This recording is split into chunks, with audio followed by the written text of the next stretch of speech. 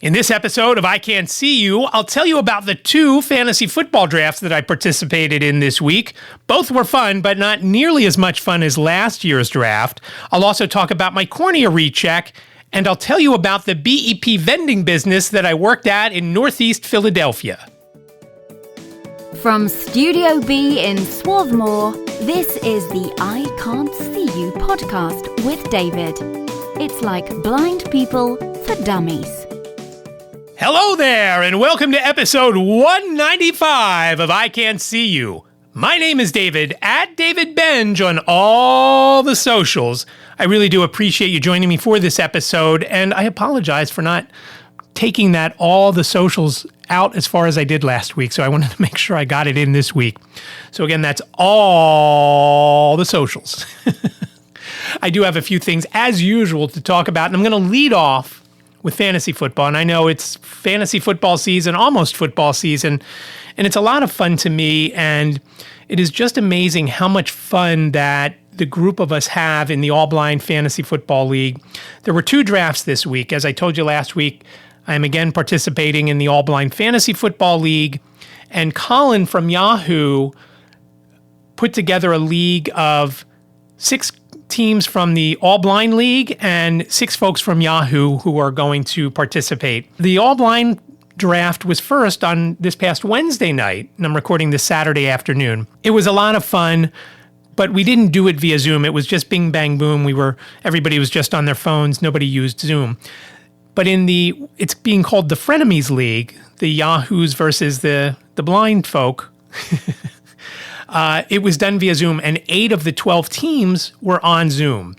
There were a couple from Yahoo that weren't on, and there was a couple from the All Blind League that weren't on. And maybe there were 3 from Yahoo weren't on, and only Nick from the All Blind League. I don't remember the particulars there, but it was a lot of fun being together with those folks. And the 3 folks who were on from Yahoo all participated in the documentary from last year, and we didn't know it until we actually started doing the draft, which Colin had set up. Colin is from Yahoo. He was instrumental back in the day working with Brian getting the app accessible so that blind folks could easily play. And again, the app is so awesome and not very many issues that we found, at least during the draft. And sometimes things crop up from time to time. The funniest thing is, and I may have mentioned this before, Las Vegas, of course, is abbreviated LV. Well, so when there's a player from Vegas, it says their name, and then it says 55, because obviously LV is 55 in Roman numerals. And I kept laughing as I'm scrolling through players at one point, and it said DCAR 55, and it reminded me of that TV show from back in the 50s, which I know I had watched on probably Nick at Night back in the 80s or 90s, called Car 54, Where Are You? So every time I heard Car 55, it made me chuckle a little bit. Don't worry, I didn't take David Carr. I won't get into the particulars of who I picked. I'll go over my first picks in a second. They're the players that you don't want on your team because they're going to get hurt or have just a horrible season. But it was so cool to be on with everybody from the Blind League and the folks from Yahoo who were on. And we found out during the draft that the 2 girls who were on from Yahoo, Monica and Lauren, both were in the crew that participated in the documentary last year. We may have never met them because they were saying that they were upstairs and of the farmhouse that we shot in.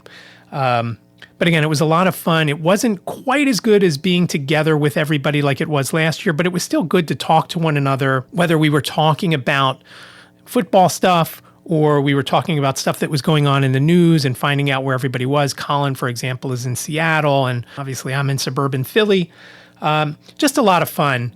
And the funniest part was, of course, I was drinking my big mug of iced tea, a 59-ounce mug of iced tea. And Frank, who was a participant in the Blind League, said something like, wow, that mug blocks out your head. And I said, well, it's got to be big enough for a blind guy to see it. And it's funny how many people comment on that. So I am going, I am going to look into getting iCantCU personalized mugs in that size, so that we'll see. Maybe that will be the thing that I do for episode 200. I'm still working on that, but I'll get to that a little bit later. Back to the football. In the All Blind League, I drafted 4th, and I was questioning whether I go. Yahoo said I should go for the wide receiver from Minnesota. I thought about Cooper Kupp, and I thought about Austin Eckler, and I thought about Delvin Cook. The other cheat sheets that I use, that I looked at, suggested going with Delvin Cook. And I went back and forth, and finally I decided on Jefferson. And I don't know if that's the right choice. I probably could have taken him a couple picks later, meaning if I were 6th or 7th, might have been better. We'll see how that pans out. It won't matter because, again, career-threatening injury sometime by week 6. And before that draft, we found out the draft order of the Frenemies League, and I picked 2nd. And after the all-blind draft, I got a call from Brian, and Brian said, I thought you were never going to take Christian McCaffrey again. He picked 2nd in our draft, in the all-blind draft. And he said, I know, and then you stole my guy, because I did pick up the backup for McCaffrey in one of the late rounds. It might have been the last pick I picked or second to last pick. I drafted much better in the all-blind league than I did in the Frenemies League, and I don't know why. There were so many distractions during the all-blind league. It's amazing that I didn't pick John Kitna and people like that. I have Jefferson, and I was excited. I got Lamar Jackson from the Ravens. I don't remember what round I picked him in, 4th, 5th, 6th, somewhere in there.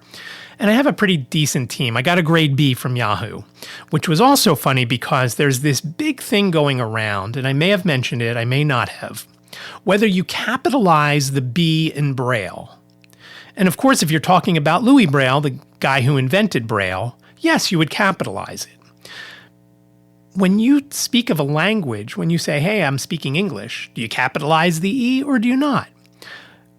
The whole thought is, with Braille, you don't capitalize the B. So when I checked my grade from Yahoo, it said capital B, and I started laughing because of all this stuff going around with to capitalize the B or not. And it just made me laugh. In the Frenemies League, I had the 2nd pick, and I told Brian, I said, I guess I have to pick McCaffrey. He said, if you mess him up for me in this league, I will come after you.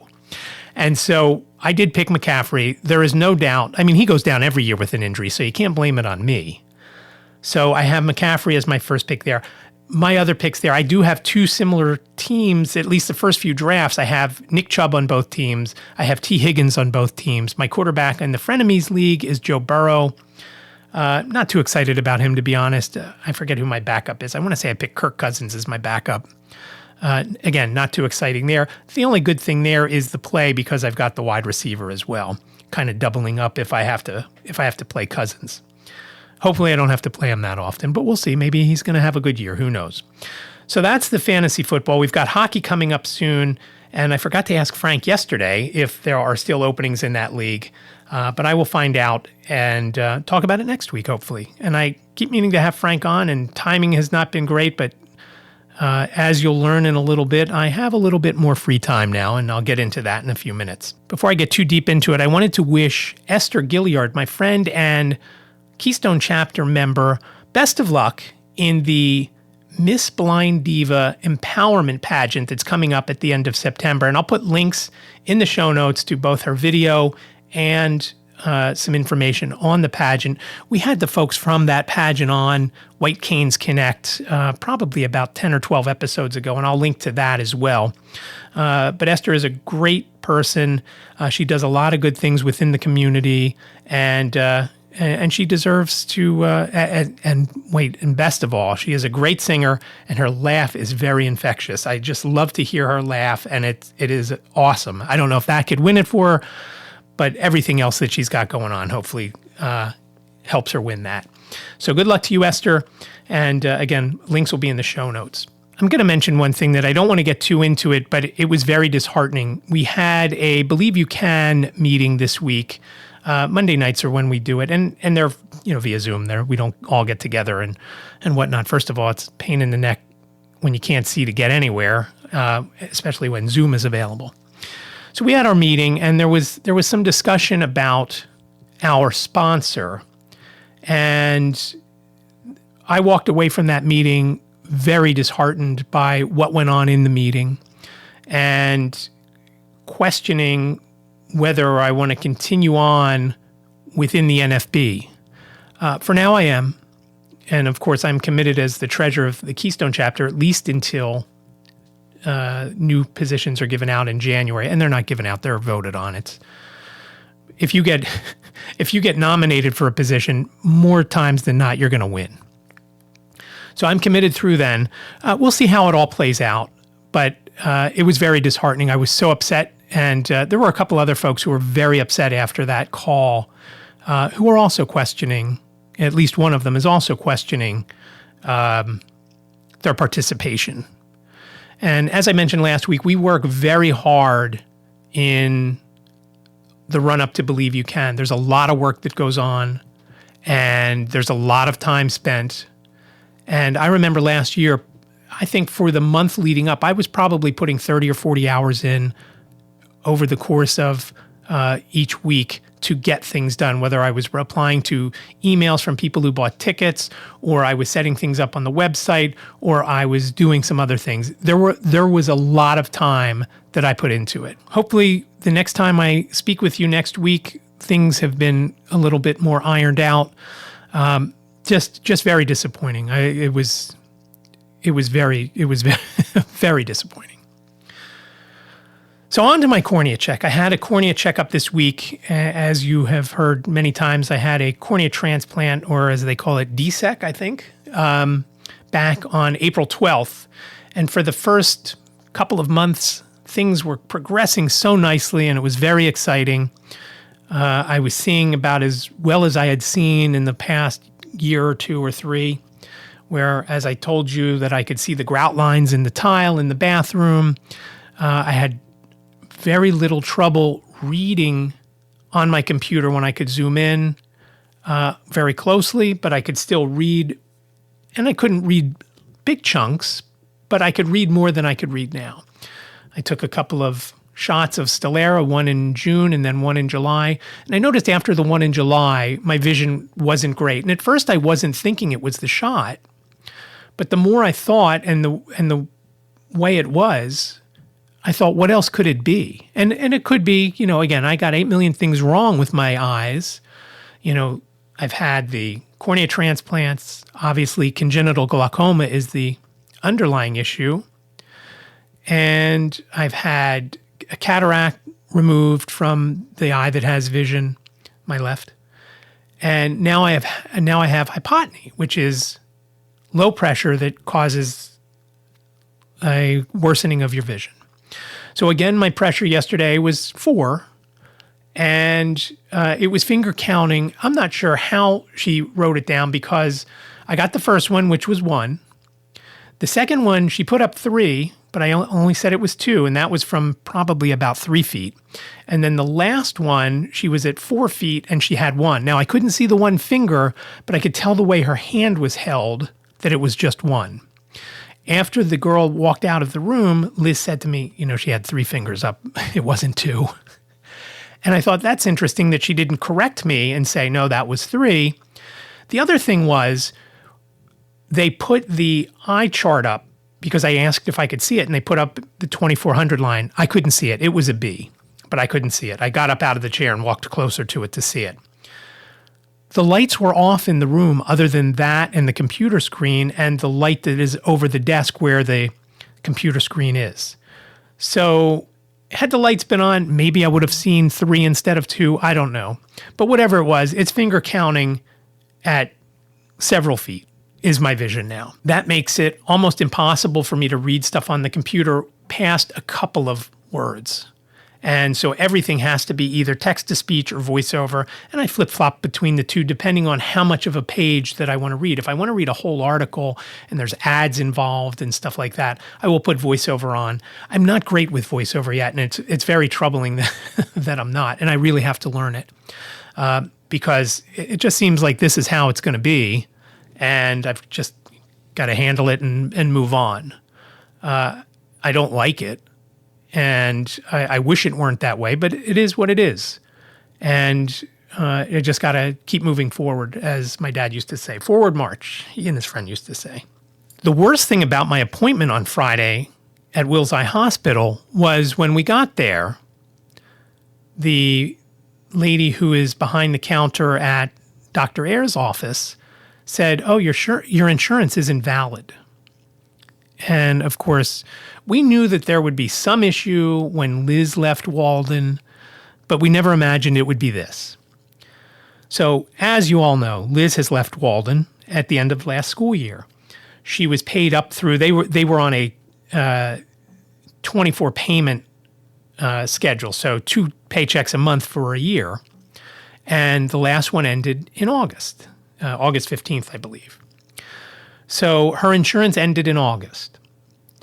Well, all through June, or the end of June, I guess I should say, and all through July and early August, Liz was going back and forth with the person who was, I don't know what her official title is there at Walden, but basically the HR person.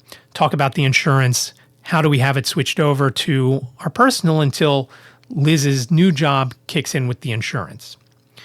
And in early August, she was told that someone from the insurance company, whose name I'm not going to mention here, would reach out. Do you know when they finally reached out after Liz contacting the folks from Walden and waiting on a call? They contacted her the 29th of August. Now, what can you imagine would happen from the 29th of August until the 1st of September? Nothing evidently happened. Liz got the paperwork via email on either the 29th late in the day or the 30th first thing. She filled it out right away. Tuesday, she took a check to the post office to make sure it got postmarked and sent out right away. Now, hindsight being 2020, which I have never had, whether it's hindsight or 2020 vision, we should have made the payment via overnight mail. And the reason we sent it through the mail, listen to this. If you wanted to pay online with any format, whether it was ACH, whether it was by credit card, there was a $20 fee. If we wanted to pay electronically in any way, $20 was added. Basically a $20 tax, a $20 fee. Now, if you are collecting money for insurance, wouldn't you rather have that money, at least if you're ACHing, there are no fees. So wouldn't you want that sent right in instead of having to have somebody in a room, opening an envelope, taking a check out, then putting the check in the bank? I just don't get it. It is just ridiculous. So of course, when I went to my appointment on the 2nd of September, and today is the 3rd as I record, of course, they didn't have my check. They didn't have it wasn't my check, it was our check because it was for Liz and my. And so we had to pay full price for the appointment, which the girl told us we could do. And this lady is so nice. And she loves us when we come up. She's always very happy to see us and so friendly.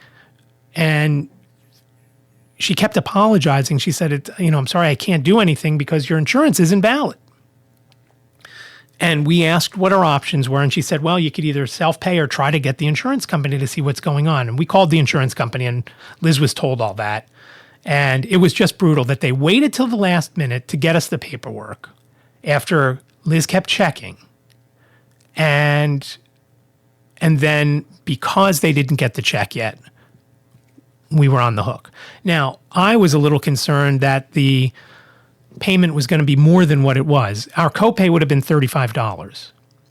We had to pay $95. While that is significantly higher, I thought it was going to be more. So we'll try to get that $95 back. The lady said, you may or you may not.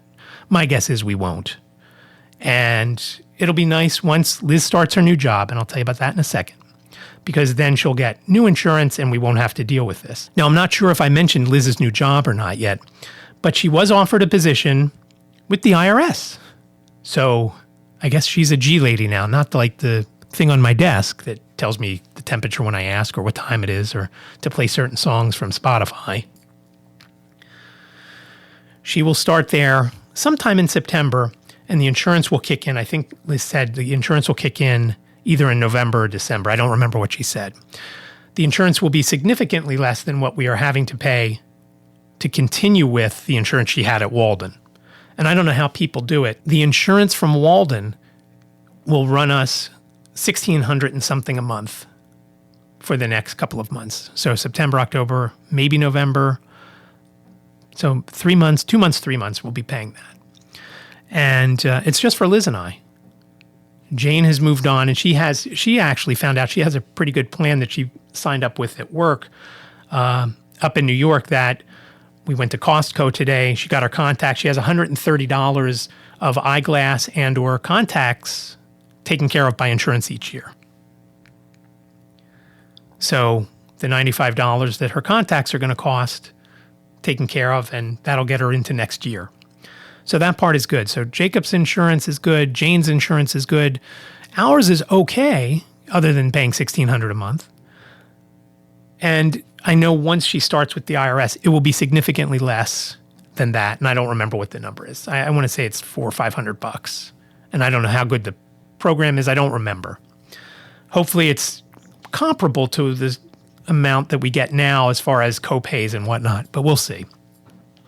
So Liz is looking forward to starting at the new job. Again, a couple of weeks from now, that starts. After they do the background checks, she starts with the fingerprints and background checks in about a week. The last thing I wanted to talk about today is the meat of this episode. And it is the BEP business that I worked in this week. I continued to work for Kirk Hunger after he was out of the blind bodega. We started at the vending business that he took over about a week before the blind bodega ended for him. This vending location is in Northeast Philadelphia at a post office distribution center that is huge. 400,000 square feet, over 700 employees work there. And it is just incredible. When I walked in there, I got to be honest with you, I was a little nervous. I was nervous because the warehouse, and I hesitate to call it a warehouse because it's basically packages coming and going inside this huge facility. I don't know how many bay doors they have, but I know it went up to at least 129. And it didn't start from 100 because there was also a bay 65. So I don't know how many there were, but a lot of bay doors. When I first walked in to this massive place, I'm thinking, how am I going to find my way around here? A couple of things that were troubling to me was everything was dark with these, with a high ceiling and these lights that, for whatever reason, freaked my eyes out. I should say eye because my right eye didn't know. It was just very hard for me to see, and I kept forgetting to bring a baseball hat to wear to kind of keep the glare down. And that's what the issue was, the glare from everything. And within this 400,000 square foot facility, there are, I don't know if you want to call them stations, locations. There's all sorts of conveyor belts and forklifts and other carts zooming through and carrying stuff. And there are these locations on this main floor, on the main warehouse floor, where there's bathrooms and vending machines and little seating areas that folks go when they take a break. There is one that was called the cage because within that seating area, there were vending machines and a storage spot to keep additional product. So that section was called the cage. That was pretty much in the middle of the floor. There was another one called the west wall or the center wall. Either way, we called it the wall. We knew where that was. Also pretty close to the center of the place, but further to one side of the unit of the warehouse than the other. And then there was one that they called the truck stop area. The truck stop area was right near some of the bay doors, and there were two spots there, a general seating area with vending machines, and then there were all these turnstiles where you needed the card, you needed an ID card, which I got, and I'll talk about that. I'll talk about that in a second, to get in, and you had to go through this basically a turnstile like you would go through on a subway, except it was like a cage, like when you leave the subway where you can't go back in.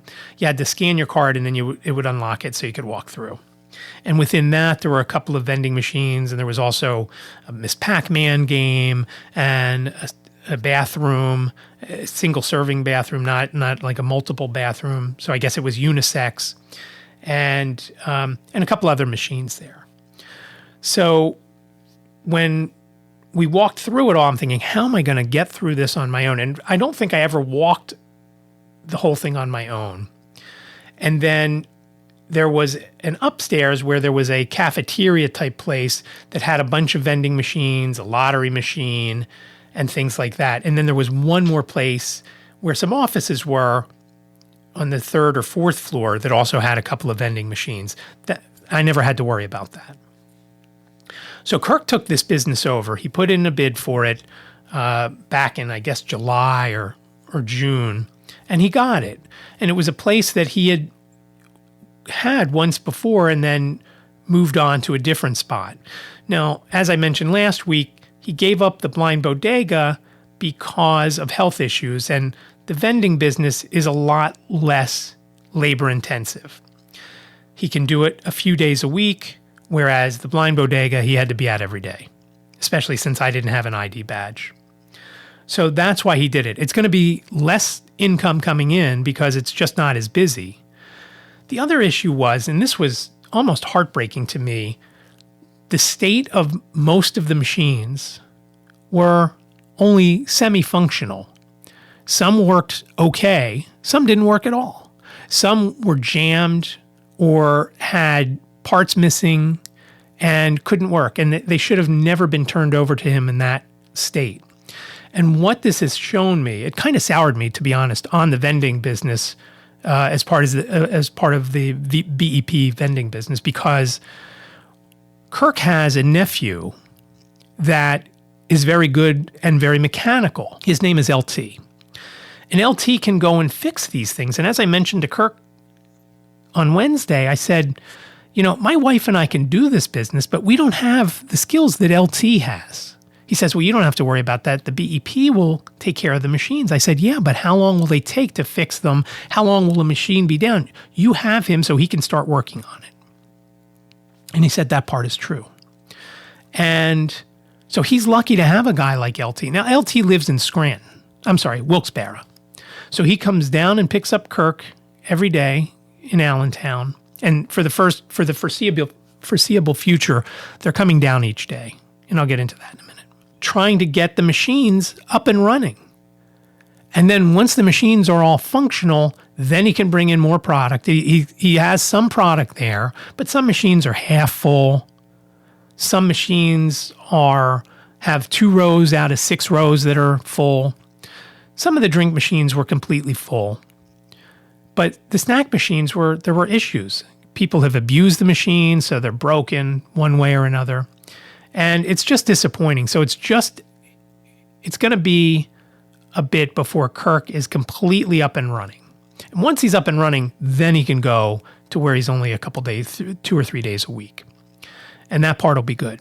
Now, here was my take on everything. I was basically working 4 hours a day from 10 to 2, give or take. Well, I would leave my house at 7:30 to go to the Swarthmore train station, and I would wait for the train, get on the train there, take it to Jefferson Station in Philadelphia, and then get off that train, go to the bathroom, and wait for the next train that I had to go to the Forest Hills stop. And that worked out to about a 2.5 hour commute each morning because I wouldn't get to the vending business until about 10. Now, some of that was waiting, whether it was waiting at Jefferson Station, the 10 or 15 minutes for the next train, or it was waiting at the Forest Hills train station for LT to pick me up, to take me over there. So that's how I started my day. And that in itself was rough. The roughest part being the Forest Hills train station is basically two sheds on either sides of the tracks with benches. What's that? No bathrooms? Nope, no bathrooms. So I had to force myself to go at Jefferson Station because I knew I wasn't going to see a bathroom again. And I usually got off the train at Jefferson somewhere around 8:15, 8:20, 8:25. I don't remember, somewhere in that ballpark. And the next train wasn't coming until 8:35 or so. So I would go, hit the bathroom, come back down, wait on the platform. I would text or talk to folks while I was on the platform, and then get on my way on the West Trenton line, going to Forest Hills. And it was a nice enough station other than the fact that it didn't have a bathroom. And I texted Jane on the first day and I said, this may be a George Washington Bridge situation. At one point, when Jane was looking at colleges, we went up to Boston to look at Emerson and Boston University. And coming back, we had lunch at a Panera in Connecticut. And I had not one, but two full of their biggest cups of iced tea. One I drank there, and then one I half drank there and took with me in the car. Well, of course, I had to go, but when I had to go, we were stuck in traffic somewhere north of the George Washington Bridge. And we went 3 miles in about an hour before we could get over the George Washington Bridge and then to a spot where we could get off and use the bathroom and get onto the. I didn't want to get off somewhere in New York City or somewhere right before that because it looked like it was going to be hard. Everything was backed up. And so I was waiting for the first rest stop on the New Jersey Turnpike. And I don't remember if that was the Lombardy stop. I don't remember which one it is. Whatever it was, that's where we went. And I mean, it got to a point when we were there, I had to at least shut the radio off. Nobody could talk. I mean, I had to go that badly. I kept looking as we were passing construction stuff. I thought, I could jump out here and probably pee behind that fence over there. But I just didn't want to because obviously there are cars slowly creeping along. It didn't get that bad while I was waiting at the train station at Forest Hills, but I did have to go pretty badly. That was the morning commute. The afternoon commute started when we would leave the post office. And again, this is a post office distribution center. If you need to buy stamps, you don't go there. If you want to send a package, you don't go there. If you have a tractor trailer load of packages, maybe that's where they end up going. So it's not that kind of post office. Again, big distribution center. So we would leave there, and the train station was only about 1 mile to 2 miles from this post office. So LT the first day said, we have to leave here around 2:15 because I have to pick Kirk up at 3 in Philadelphia. He had to continue at the IRS building for another week to keep the lottery machine open in case there were any issues, because he was on the lottery until the 6th of September. So the other guy didn't have the keys to get into it or couldn't do any of that. My commute home started when we left. Now, again, on Monday we left probably around 2:15, 2:30. I only had maybe 15, 20 minutes to wait at the train station for the train, which left at 2:45. Now, when I got on Monday, I checked the schedule and I was texting with Liz and I said, looks like the train that I'm on gets to Jefferson Station at 3:25. And that's also the time the train for the Media Elwyn line, it's now called the Media Wawa line, heads out. And I thought, so I'm going to have to wait a half an hour for the next train. Then I realized when I got on the train, and the timing was the same at Jefferson Station, I thought, I wonder, it used to be that the Media Elwyn and West Trenton, basically once they flipped at Center City. So you're on the Media Elwyn. Once you get through Center City, it becomes the West Trenton. And so at one point, I'm sitting there on the train, and I thought, I'm going to ask the conductor who recognized me. And he said, where are you going? You're going to Swarthmore? I said, yeah. He said, yeah, I've seen you on. He said, but I never saw you all the way up here. I said, no, I usually didn't get on up here. And after the next stop, I saw the conductor again walking down the aisle. And I said to him, I said, can I ask you a question? I know that this gets into Jefferson at 325. Does it then become the Media Elwyn line? And he said, yeah. I said, oh, they are the words that I wanted to hear because now, so I don't have to get off, right? He said, no.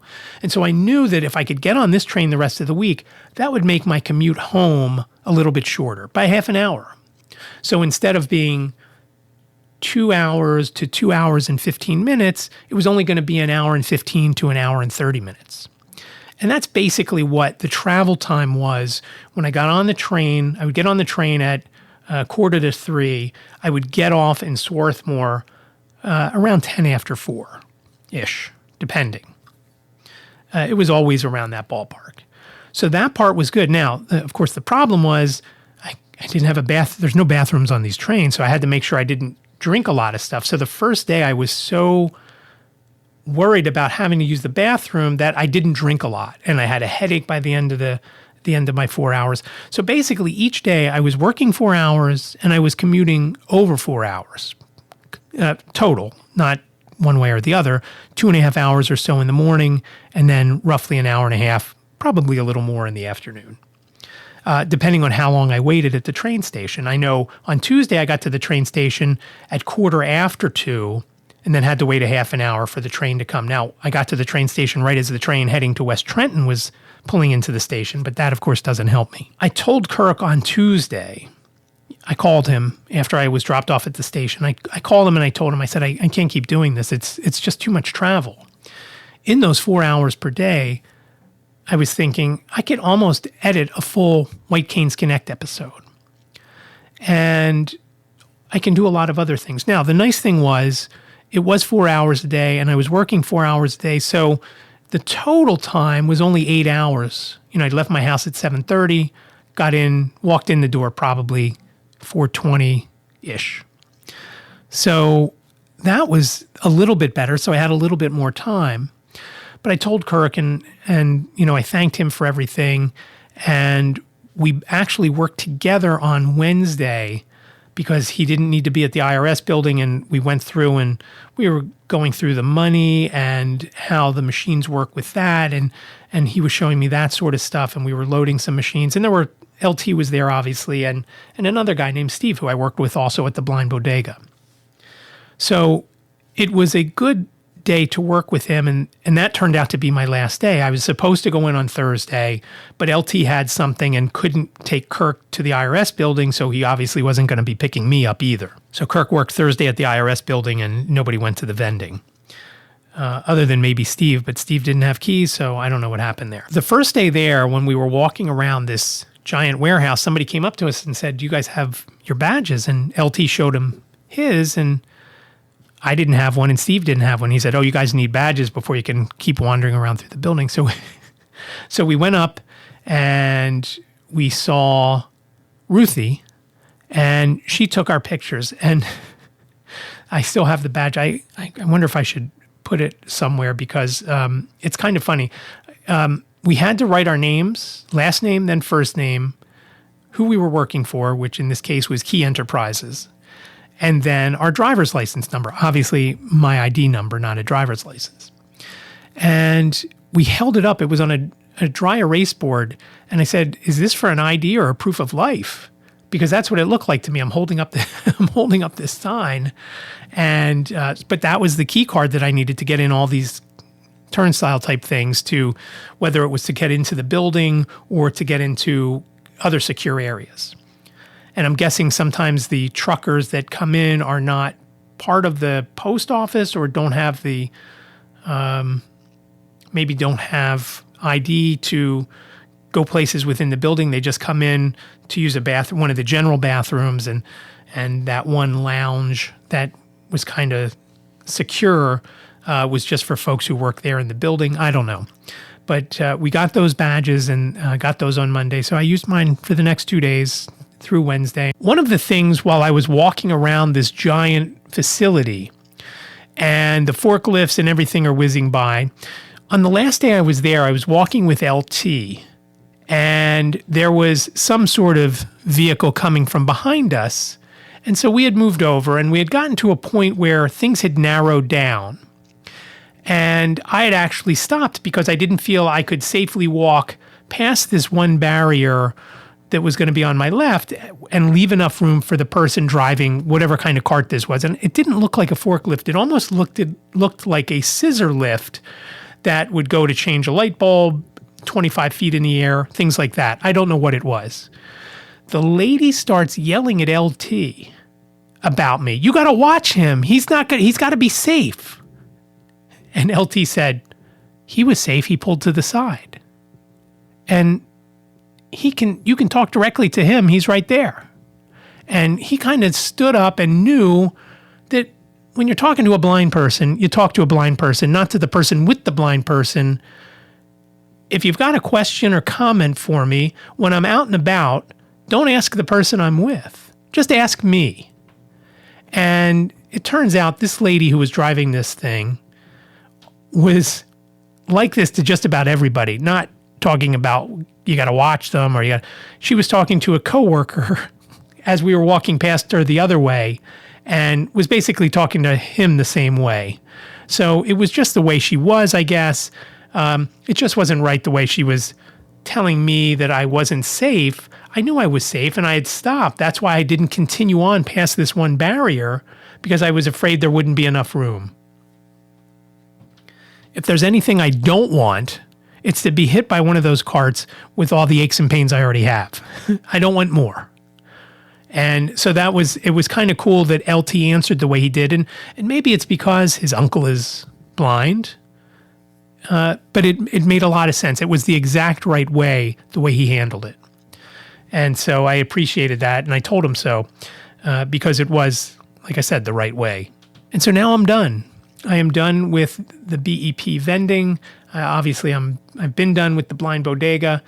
And I was so excited on Thursday. I came downstairs and I edited episode 44 of White Canes Connect. And I said to Liz, I'm so happy and so excited that I was able to do this today. And she thought I was kidding. I said, no, it's really what I wanted to do. I knocked it out, the editing part at least. And it was awesome. So I mentioned it last week. Episode 44 is with someone called Passle Helminski. She is an artist and a marathoner and is a survivor. She was assaulted while training for the Olympics, technically training for the New York Marathon years ago, to end up getting into the Olympics. She was trying to shave some time off and working on that. And the New York City Marathon was what she was going to try to shave that time off of to then go to the Olympics. That was back, I want to say it was 2003, I think she said. But that's up there, episode 44. She's also an artist. It was a great interview. I really enjoyed talking with her. Lisa and I spoke with her almost 2 months ago, almost 6 weeks ago now. And again, she's a survivor. And I talked to her about doing art. And I know I've probably mentioned art here before, that I've always had some sort of thing for it. It's mostly from my dad with his sign making and stuff back when I was a kid. And he'd do the hand-drawn signs for the shelf signs for stuff that was on sale or whatever in his markets. And obviously now it's all done computer-wise.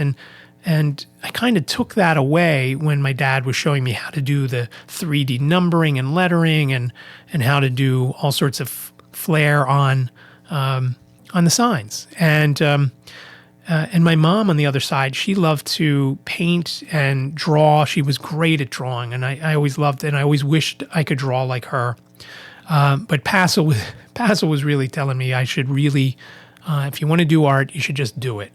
And like anything else, it's going to suck at the beginning, and it might continue to suck. I don't know, has this podcast gotten any better 195 episodes in? You let me know.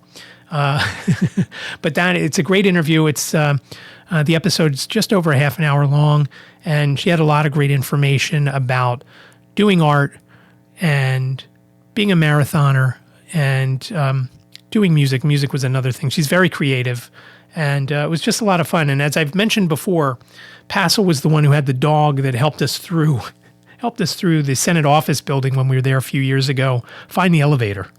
And it wasn't an easy find, I have to be honest with you. It was down the hall and around a corner. But the dog knew. The dog could find it. I don't know if she could read the signs or she just had an idea. So that's episode 44. It's available on Spotify, Apple, podcast, places like that, Google. And I'll have a link again in the show notes. It's amazing how White Canes Connect has taken off, and we're getting a lot more downloads now. And I'm so happy about that. It's really starting to really go. So that part is very cool. Here is that new segment that I've been promising. Now, I didn't use my new Zoom H1N, but I was on the train this week above Philadelphia, at least above Center City, Philadelphia, and I wanted to get the sounds of the train because unlike a lot of the SEPTA trains, this one was very informative. It was telling me every stop.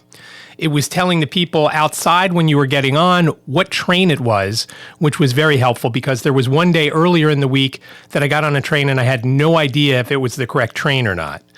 So I'm going to call this Just Listen. If you've got a better name, I'm open to suggestions. But here is Just Listen for this week. It's taking the train to the Forest Hills stop. You'll hear the whistle, you'll hear the train moving, you'll hear the stop coming up, and this is the stop right before the one I needed to get off at. You'll also hear the announcement that's outside the train right as the doors close. I was sitting right by the door, and that's why you could hear it. So, just listen.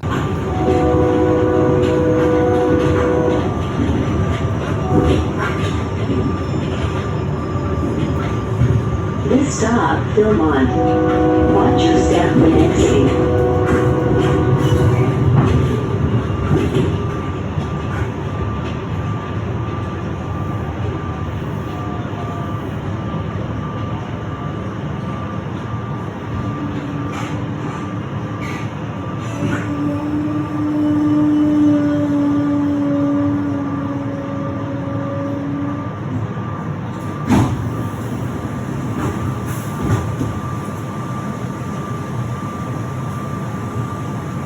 This is the West Trenton line, making all stops to West Trenton.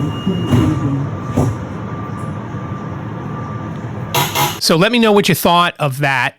Was it too long? Was it too short? Do I need more things? The problem is now I'll be home most of the time, so I won't be going into Philadelphia every day, and I won't get all those great sounds that I might have.